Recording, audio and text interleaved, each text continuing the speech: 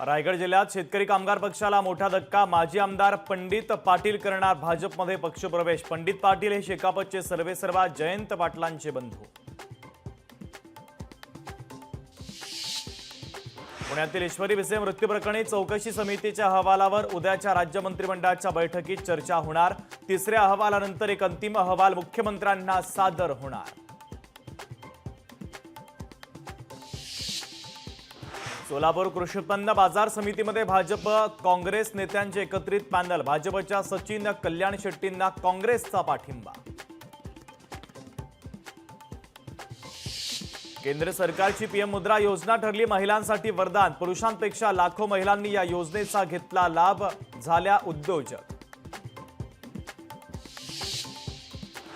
टोलबाबत महाराष्ट्रामध्ये नाही तर नॅशनल हायवे संदर्भात येत्या 15 दिवसात पॉलिसी आणणार। केंद्रीय मंत्री नितीन गडकरींची मोठी घोषणा।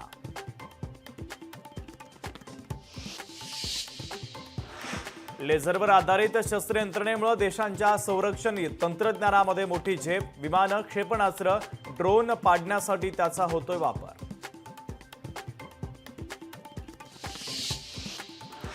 भांडूपमध्ये गुंडाचा दहशत निर्माण करण्याचा प्रयत्न। गुन्ह्याची कलमं लिहिलेला केक कापत वाढदिवस साजरा। झिया अन्सारी असं गुंडाचं नाव। त्याच्यावर 8 गंभीर गुन्ह्यांची नोंद असल्याची माहिती।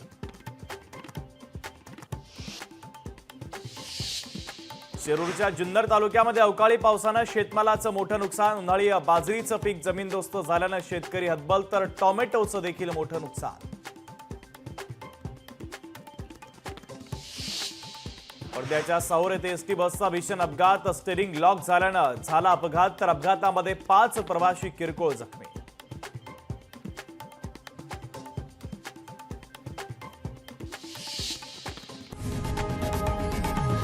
लोकशाही मराठी ऐका, पहा, जागरूक रहा।